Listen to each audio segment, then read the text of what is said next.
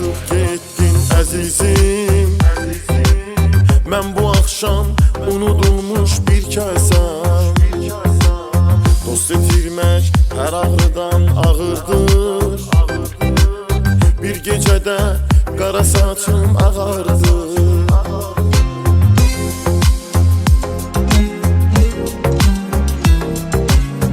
Məni attın, atıb getdin əzizim. Mən bu axşam unudulmuş bir kəsəm.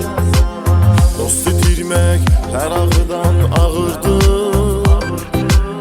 Bir gecədə qara saçım ağardı.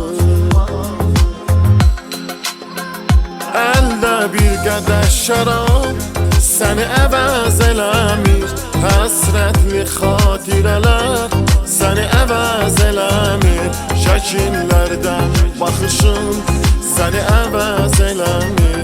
Yazdığımda göz yaşım səni əvəz eləmir. Əldə bir qədəh şərab səni əvəz eləmir. Həsrətli xatirələr səni əvəz eləmir. Şəkillərdən baxışın səni əvəz eləmir. Yazdığımda göz yaşım səni əvəz eləmir.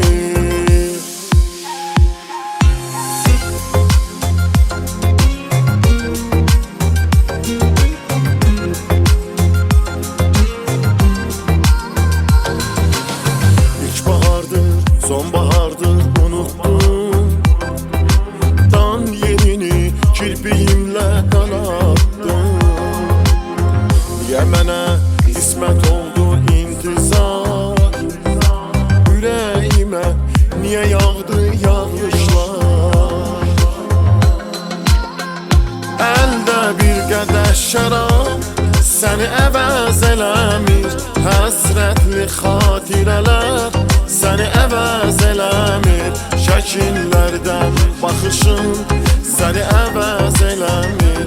Yazdığımda göz yaşım səni əvəz eləmir. Əldə bir qədəh şərab səni əvəz eləmir. Həsrətli xatirələr səni əvəz eləmir. Şəkillərdən baxışın səni əvəz eləmir. Yazdığımda göz yaşım səni əvəz eləmir.